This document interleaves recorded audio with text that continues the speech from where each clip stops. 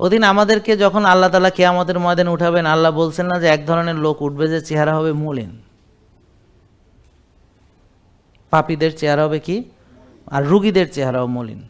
বিশ্বাস করেন, চেহারার উপরে একটা পল্লা পড়ে গেছে, দেখলেই বোঝা যাচ্ছে এর কোনো মনে শান্তি নেই, এর কোনো শরীরে শক্তি নেই, এর কোনো এনার্জি নেই, এর ঘুম হয় না। হ্যাঁ, আর চেহারার ভিতরে একটা প্রলেপ পড়ে গেছে, ঝকঝকা চকচকা চেহারাটা একটা প্রলেপ দিয়ে মনে হয় কি দিয়ে, একটা কালিমা দিয়ে লেপন করে দিয়েছে।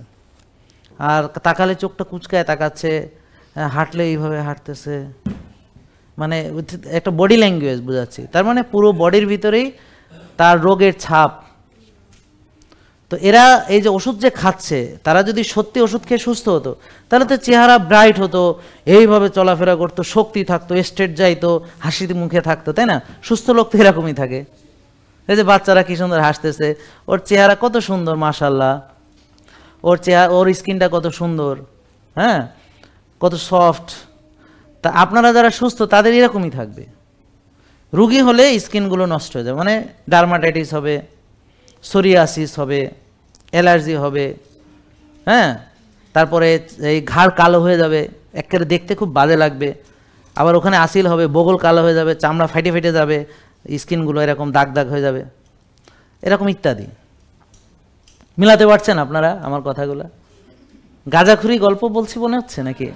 ও আচ্ছা, সঠিক না? যাক আলহামদুলিল্লাহ, না তো বুঝতে পারছেন। তো এখন এই যে যারা ওষুধ খাচ্ছে তাদের চেহারা কিন্তু মলিন থেকে মলিনতর হচ্ছে, তাদের শক্তি কিন্তু দিন দিন আরও কমছে, তাদের সাফারিংস কিন্তু দিনকে দিন বাড়তেছে, আর ওষুধের সংখ্যাও বাড়তেছে, ডাক্তারের সংখ্যাও বাড়তেছে, রোগের সংখ্যাও বাড়তেছে, চিকিৎসা খরচও বাড়তেছে, ওষুধ খরচও বাড়তেছে, ডাক্তারের ভিজিটও অনেকগুলো যুক্তছে, পরীক্ষার খরচ, অপারেশনের খরচ, এভাবে আলটিমেটলি হাসপাতাল, আইসিইউ, সিসিইউ, আরও নানান কিছু ইত্যাদি ইত্যাদি, দেশের বাইরে অনেক কিছু। আর যদি ক্যান্সার হয় তাহলে তো হইলই কাম্বার, ক্যান্সার হলে তো হইল।